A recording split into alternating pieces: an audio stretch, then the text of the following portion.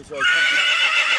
I don't need your opinion on that, thank you. We have a large strap under his tail called a brake chain, and that is our brake system. As we roll down the incline, we'll see how it works. The wagon moves forward, switches back against his backside, and his backside is our brakes.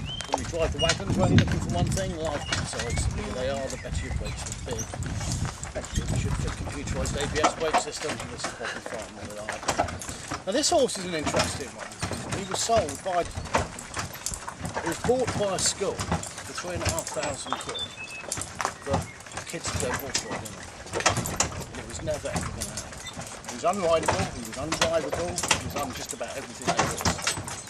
And in fact, the school picked him up from Wales, they took him back to Oxford, and he ran them up around the school playing field for over a week. They finally got him in a horse box, which he promptly destroyed, and by that point they'd had enough. They phoned up a guy called Robert Sampson, and Robert's one of the best of the heavy horsemen. He drives a team of 17 of these Bergerons, led by a stallion, and believe me, when you're that good, you're in a bit of a different league. He soon sorted out the boy wonder here, but then most importantly, he sorted out the school. He said it's absolutely ridiculous, someone's going to get badly injured. So what he knew at the same time, we were looking for a younger horse to work, because a lot of the rescues, ones with that history, they can't get insurance on to work the public.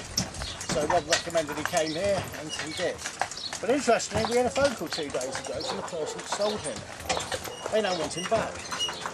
They said they've got an agreement with the school that he was never to work. And so all these things, basically, they're a rescue place. They rescued him from France, which we think is true. And what they're saying is that they sold him for £3,500 to a school. Now, he's only worth £800. So basically, they're dealers. But he had £3,500 worth of training spent on him by the school at Robert Sampson's. And now, hell yes, they want him now back. I thought lucky enough, we have an agreement with the school written up. You get, when you deal with horses and rescue, what the public see is one thing. Behind the scenes is quite often horse. Another fine example of that, dropping horses on 2 days left to live. It's £500 disposal cost. You can't bury them. So you have to deal with all, it's like your own jobs. Whatever you do, there's a public side to it, and there's what goes on behind the scenes. And there's also the case that the customer's always right, but actually you know a lot better because you have to do it every day. Yes, exactly. And there's that. It's the same with this. This is no different. So we end up, we over the years you get wide, we get agreements drawn up. So if they want it, all the previous owners want to sue each other, that's up to them. We're not getting involved. That's exactly what we said this time. But no, you wouldn't believe it. A lot of them in there, it's just purely for money. They want the money, you know. And if they can, another classic trick is one of our local horse dealers, and you don't know whether to laugh or cry about it. And so Jim Garrity. Jim goes off to Ireland, and he's done this for years.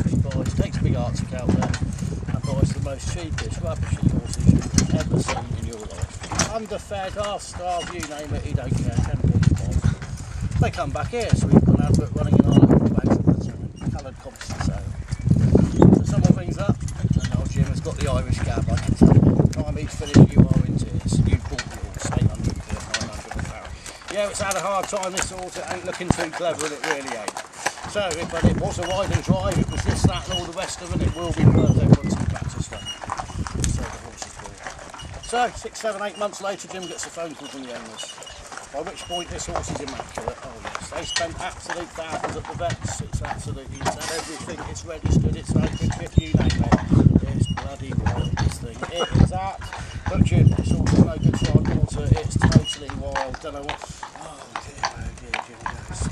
Well I'll tell you what I can do, he said, I'll give you a couple of £100 back. We had him he said, he gives us a couple of £100 back. Oh yeah, then his daughter breaks him in. It's the biggest scam going. Yeah, they've been on other people's land, eating other people's food, they've got them all back together, he breaks them, he gets his daughter break them in then. They were never ride and drive to start with. They're sold for a lot of money. And the people are grateful he's given a bit of money back, they think he's a hero. Thinking, no. And he's done this for absolutely years.